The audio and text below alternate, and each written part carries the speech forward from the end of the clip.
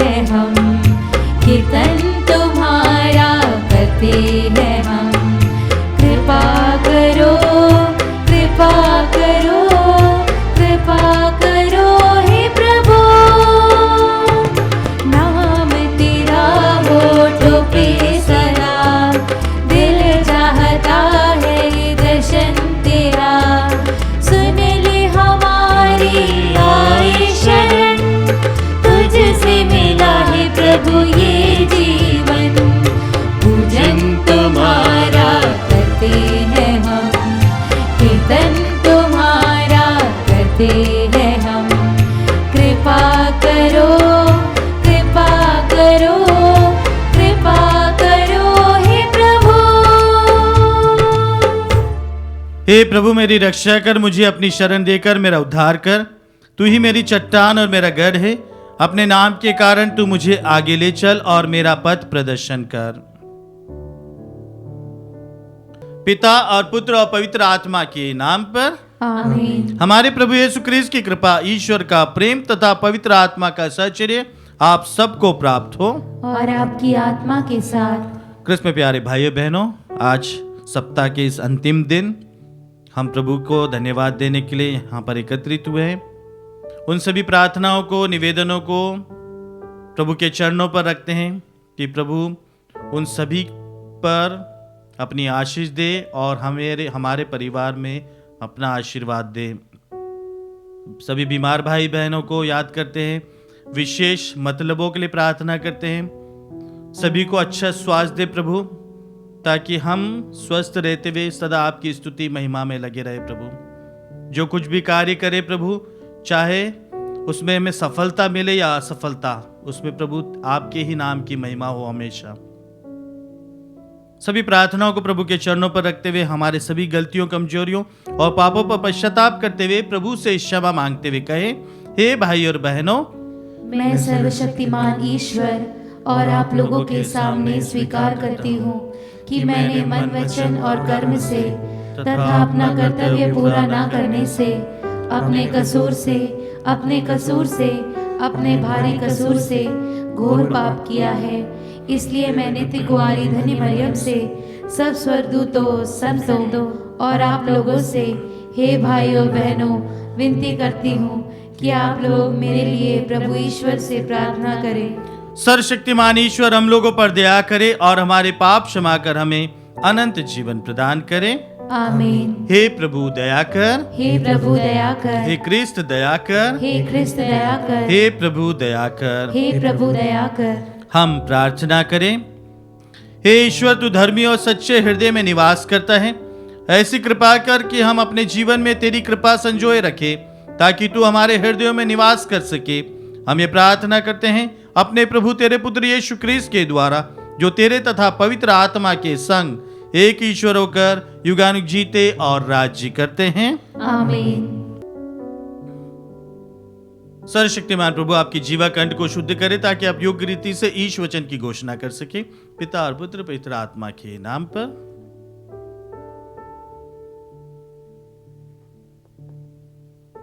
पहला पाठ संत याकूब का पत्र, अध्याय 3, वाक्य संख्या 1 से 10 तक। पाठ का मूल वाक्य, कोई भी मनुष्य अपनी जीभ को वश में नहीं कर सकता। भाइयों, आप लोगों में बहुत से लोग गुरु न बने, क्योंकि आप जानते हैं कि हम गुरुओं से अधिक कड़ाई से लेखा मांगा जाएगा। हम सब बारंबार गलत काम करते हैं।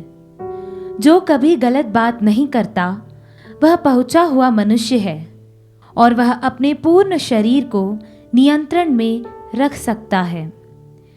यदि हम घोड़ों को वश में रखने के लिए उनके मुंह में लगाम लगाते हैं, तो उनके सारे शरीर को इधर उधर घुमा सकते हैं। जहाज का भी उदाहरण लीजिए। वह कितना ही बड़ा क्यों न हो और तेज हवा से भले ही बहाया जा रहा हो, तब भी वह कर्णधार की इच्छा के अनुसार एक छोटी सी पतवार से चलाया जाता है। इसी प्रकार जीभ शरीर का एक छोटा सा अंग है, किंतु वह शक्तिशाली होने का दावा कर सकती है।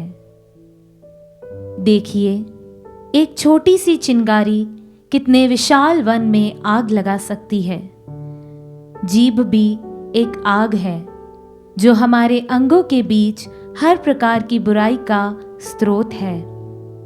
वह हमारा समस्त शरीर दूषित करती और नरकाग्नि से प्रज्वलित होकर हमारे पूरे जीवन में आग लगा देती है। हर प्रकार के पशु और पक्षी, रेंगने वाले और जलचर, जीव जंतु सब के सब मानव जाति द्वारा वश में किए जा सकते हैं अथवा वश में किए जा चुके हैं, किंतु कोई भी मनुष्य अपनी जीभ को वश में नहीं कर सकता। वह एक ऐसी बुराई है जो कभी शांत नहीं रहती और प्राणघातक विष से भरी हुई है। हम उससे प्रभु एवं पिता की स्तुति करते हैं और उसी से मनुष्यों को अभिशाप देते हैं जिन्हें ईश्वर ने अपना प्रतिरूप बनाया है। एक ही मुख से स्तुति और अभिशाप निकलता है। मेरे भाइयों, यह उचित नहीं है।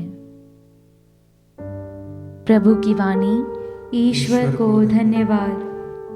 भजन अनुवाक्य। हे प्रभु, तू ही हमारी रक्षा करता रहेगा। हे प्रभु, तू ही हमारी रक्षा करता रहेगा। हे प्रभु, रक्षा कर। कोई भी भक्त नहीं रहा। मनुष्यों में सत्य का लोप हो गया है।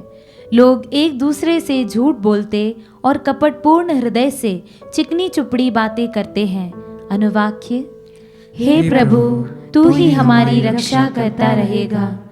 प्रभु झूठ बोलने वालों का सर्वनाश करते और डींग मारने वालों का भी, जो कहते हैं हम अपनी वाणी के बल पर विजय होंगे, हम जो चाहेंगे वही करेंगे, हमारा प्रभु कौन।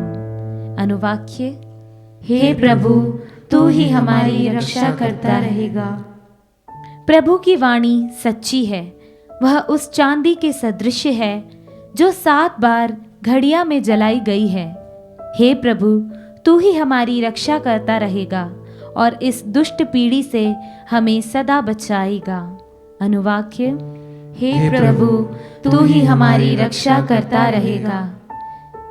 जय घोष। आलेलुया। स्वर्ग खुल गया और पिता की वाणी सुनाई पड़ी। यह मेरा प्रिय पुत्र है, इसकी सुनो। आलेलुया।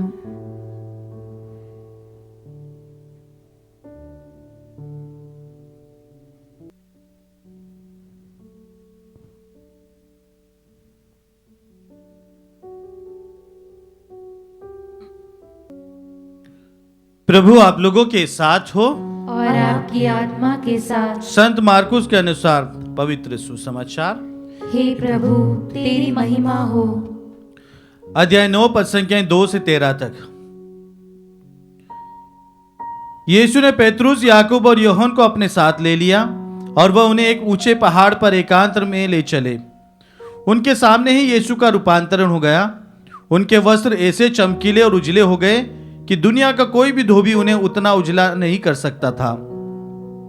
शिष्यों को एलियस और मूसा दिखाई दिए। वे यीशु के साथ बातचीत कर रहे थे। उस समय पेतरुस ने यीशु से कहा, गुरुवर, यहां होना हमारे लिए कितना अच्छा है। हम 3 तंबू खड़ा कर दें, एक आपके लिए, एक मूसा और एक एलियस के लिए। उसकी समझ में नहीं आ रहा था कि क्या कहे, क्योंकि वे सब बहुत डर गए थे। तब एक बादल आकर उन पर छा गया और उस बादल में से यह वाणी सुनाई दी, यह मेरा प्रिय पुत्र है, इसकी सुनो। इसके तुरंत बाद जब शिष्य अपने चारों ओर दृष्टि दौड़ाने लगे तो उन्हें यीशु के सिवा और कोई नहीं दिखाई पड़ा।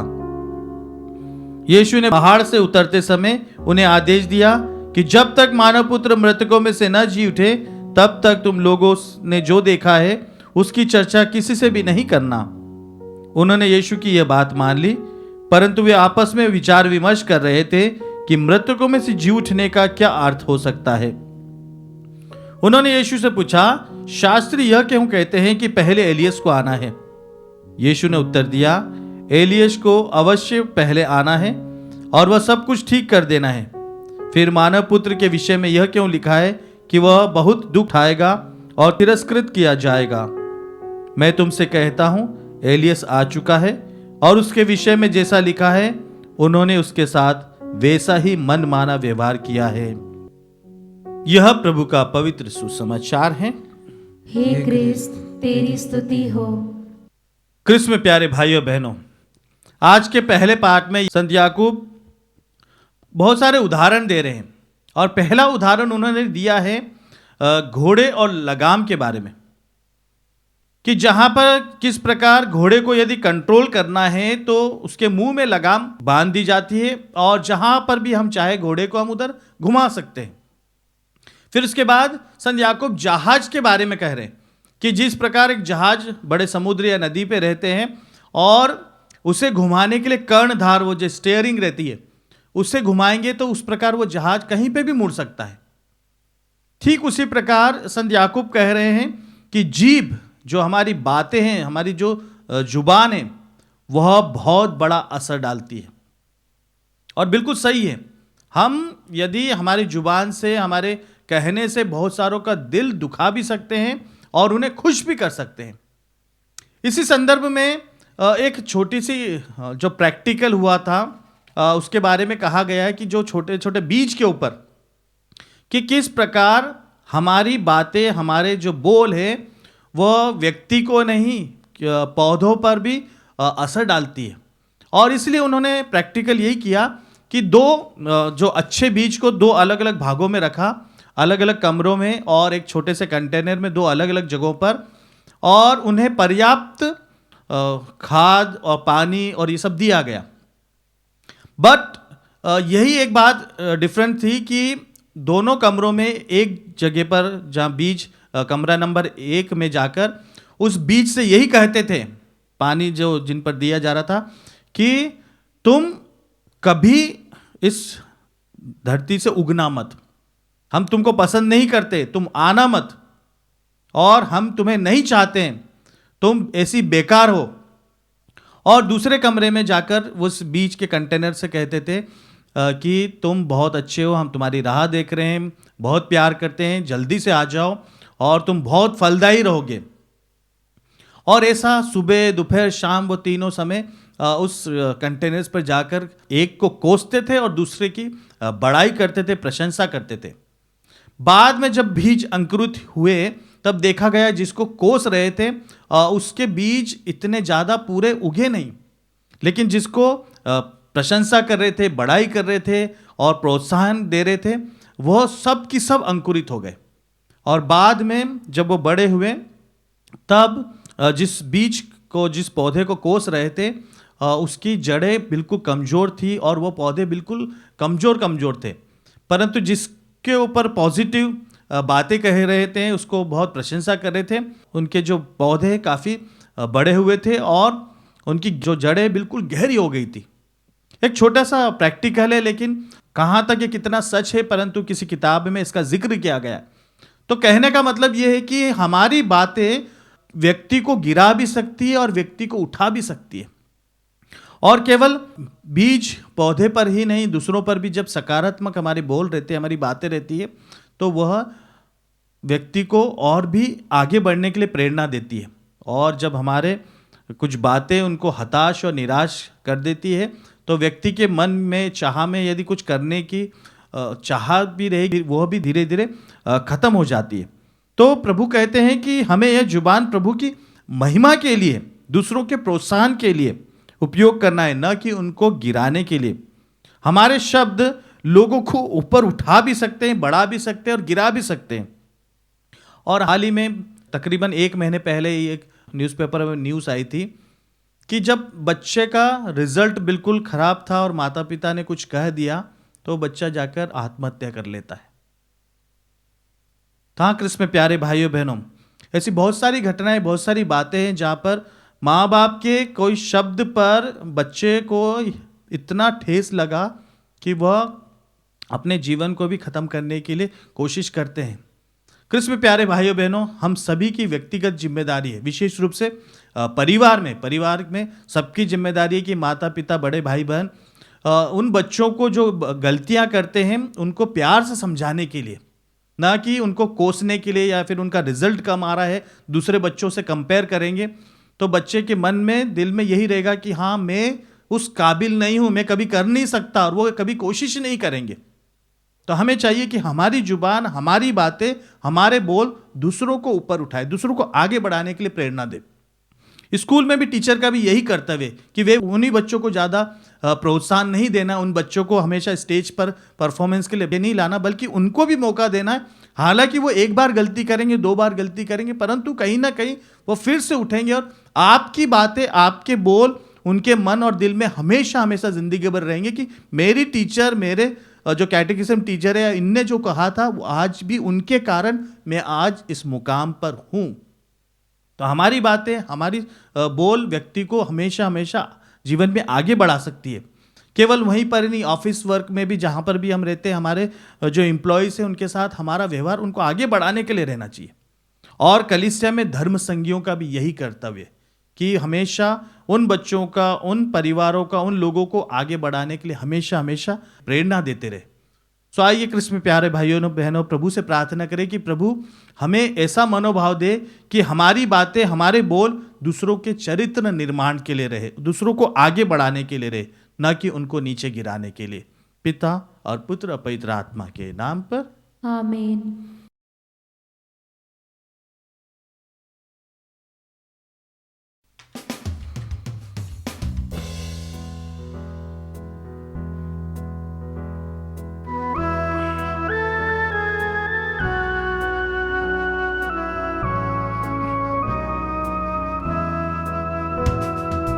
तुझको आज मैं समर्पण करूं, तुझसे मिला है यह जीवन। समर्पण समर्पण समर्पण करूं तुझको, कुछ भी नहीं है अपना, क्या दूं मैं तुझको, कुछ भी नहीं है अपना, क्या दूं मैं तुझको। टूटा फूटा जीवन मेरा, टूटा फूटा जीवन मेरा, तुझको आज मैं समर्पण करूं, तुझको आज मैं समर्पण करूं, तुझसे मिला है यह जीवन। समर्पण समर्पण समर्पण करूं तुझको, तुझको आज मैं समर्पण करूं, तुझसे मिला है यह जीवन।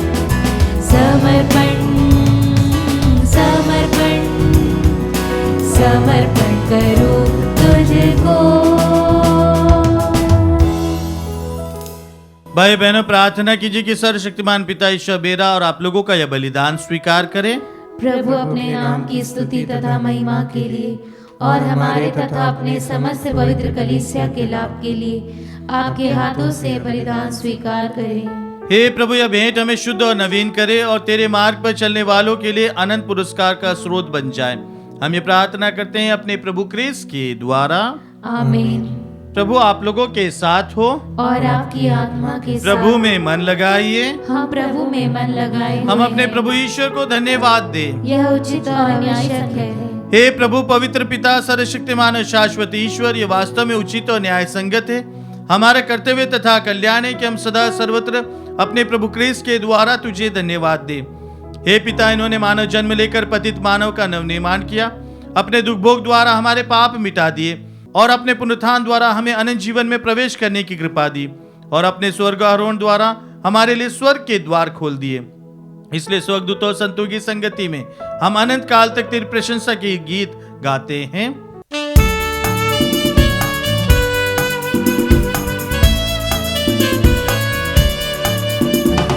पावन पावन पावन ईश्वर, पावन पावन पावन ईश्वर, स्वर्ग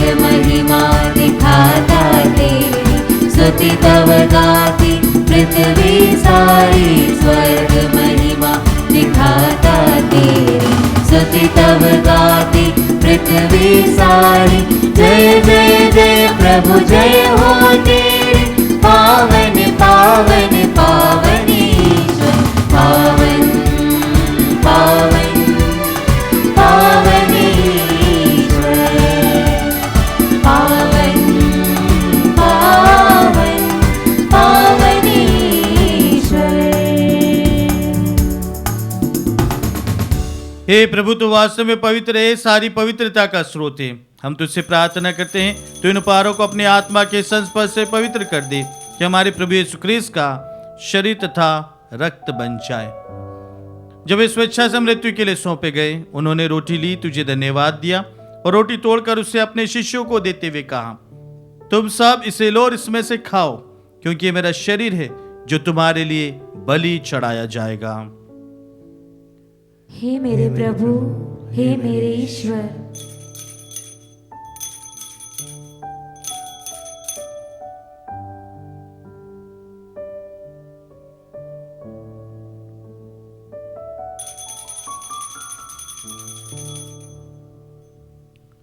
इसी भांति भोजन के बाद उन्होंने कटोरा लिया, तुझे धन्यवाद दिया और उसे अपने शिष्यों को देते हुए कहा, तुम सब इसे लो और इसमें से पियो, क्योंकि मेरे रक्त का कटोरा है, नवीन और अनंत व्यवस्थान का रक्त, जो तुम्हारे और बहुतों की पापों की क्षमा के लिए बहाया जाएगा।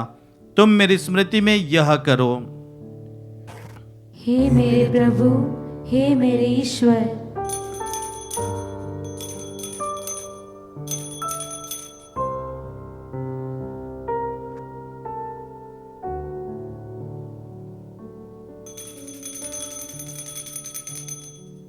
विश्वास का रहस्य। हे प्रभु, हम तेरी मृत्यु तथा पुनरुत्थान की घोषणा तेरे पुनरागमन तक करते रहेंगे। इसलिए हे प्रभु, हम क्रिस्त की मृत्यु और पुनरुत्थान की स्मृति में तुझे जीवन की रोटी और मुक्ति का कटोरा चढ़ाते हैं। हम तुझे धन्यवाद देते हैं कि तूने हमें अपने सम्मुख उपस्थित होने और अपनी सेवा करने का सौभाग्य प्रदान किया है। हमारा नम्र निवेदन है कि हम सब क्रिस्त का शरीर और रक्त ग्रहण करके पवित्र आत्मा के द्वारा एकता के सूत्र में बंधे रहे। हे प्रभु, हमारे संत पिता फ्रांसिस, हमारे दामाद को और सभी याजकों के साथ विश्व भर में फैली अपनी कलीसिया की सुधि ले तथा इसे प्रेम में सिद्ध बना दे। हमारे इन भाई बहनों की भी सुधि ले जो पुनरुत्थान के आशा में परलोक सिधा चुके हैं। उन्हें और सभी मृतकों को अपने पुण्य दर्शन का सौभाग्य प्रदान कर हम सब पर दया दृष्टि डाल कि हम भी अनंत जीवन के सहभागी बने और ईश्वर की माता धन्य कुंवारी मरियम, उनके वर धन्य योसेफ, धन्य प्रेरितों तथा सब संतों के साथ जो युग युग में तेरे प्रति विश्वस्त बने रहे, तेरी स्तुति और महिमा कर सके, तेरे पुत्र यीशु ख्रीस्त के द्वारा।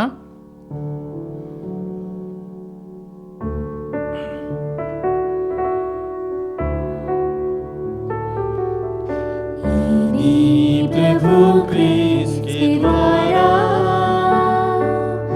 इन्हीं के साथ और इन्हीं में,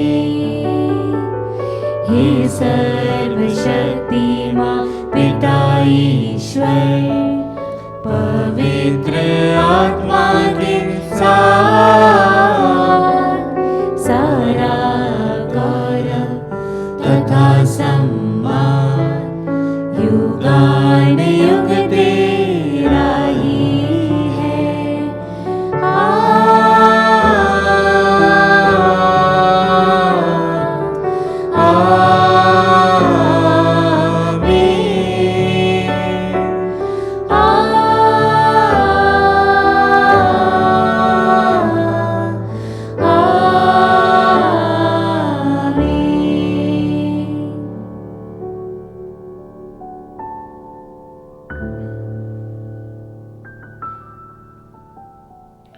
मुक्तिदाता के आदेश पर और दिव्य शिक्षा से सुदृढ़ होकर हम सास के साथ प्रेम पूर्वक कहते हैं, हे हमारे पिता जो स्वर्ग में है, तेरा नाम पवित्र माना जाए, तेरा राज्य आए, तेरी इच्छा जैसे स्वर्ग में वैसे इस पृथ्वी पर भी पूरी हो। हमारा प्रतिदिन का आहार आज हमें दे और हमारे अपराध हमें क्षमा कर, जैसे हम भी अपने अपराधियों को क्षमा करते हैं, और हमें परीक्षा में न डाल परंतु बुराई से बचा।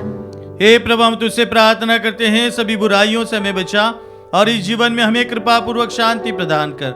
हम तेरी दया से सदा पाप से दूर और हर विपत्ति से सुरक्षित रहे और उस दिन की प्रतीक्षा करते रहे जब हमारे मुक्तिदाता यीशु ख्रिस्त फिर आकर हमारी धन्य आशा पूरी करेंगे। क्योंकि तेरा राज्य, तेरा सामर्थ्य और तेरी महिमा अनंत काल तक बनी रहती है।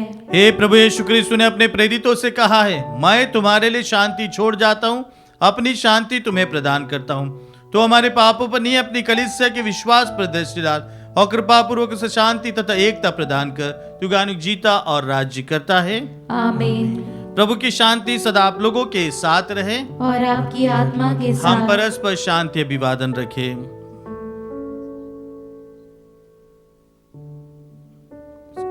हे ईश्वर के मेमने, तू संसार के पाप हर लेता है, हम पर दया कर। हे ईश्वर के मेमने, तू संसार के पाप हर लेता है, हम पर दया कर। हे ईश्वर के मेमने, तू संसार के पाप हर लेता है, हमें शांति प्रदान कर। देखिए ईश्वर का मेमना, इन्हें देखिए जो संसार के पाप हर लेते हैं। धन्य हम सभी जो प्रभु के इस भोज में बुलाए गए हैं। हे प्रभु, मैं इस योग्य नहीं हूँ कि तू मेरे यहाँ आए, कि तू एक ही शब्द कह दे और मेरी आत्मा चंगी हो जाएगी। क्रिस्त का शरीर और रक्त अनंत जीवन तक हमारी रक्षा करता रहे।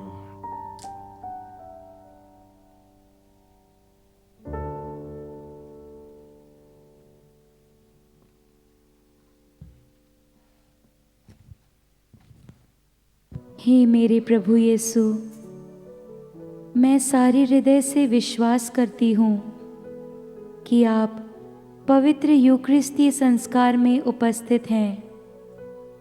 हे प्रभु, मैं सभी चीज़ों से बढ़कर आपको प्रेम करती हूँ और मेरी यही अभिलाषा है कि आप मेरी आत्मा में आकर बस जाएं, क्योंकि हे प्रभु, मैं आपको आज ग्रहण करने में असमर्थ हूँ।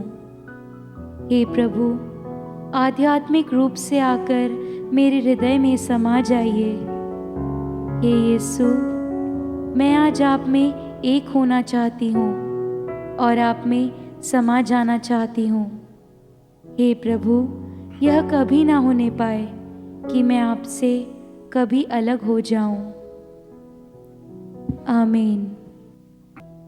ईश्वर ने संसार को इतना प्यार किया कि उसने उसके लिए अपने इकलौते पुत्र को अर्पित कर दिया, ताकि जो उसमें विश्वास करते हैं उनका सर्वनाश न हो, बल्कि वे अनंत जीवन प्राप्त करें। हम प्रार्थना करें। हे प्रभु, तेरी दया से हमने स्वर्गिक भोजन ग्रहण किया है। हम सदा उस भोजन के लिए ललायित रहे जिससे सच्चा जीवन प्राप्त होता है। हम ये प्रार्थना करते हैं अपने प्रभु क्रिस्त के द्वारा। आमीन। प्रभु आप लोगों के साथ हो और आपकी आत्मा के साथ। सर्वशक्तिमान ईश्वर पिता और पुत्र और पवित्र आत्मा आप सभी को आशीर्वाद प्रदान करें। आमीन। आप लोग विदा लें। क्रिस्त की शांति सदा साथ रहे। ईश्वर को धन्यवाद।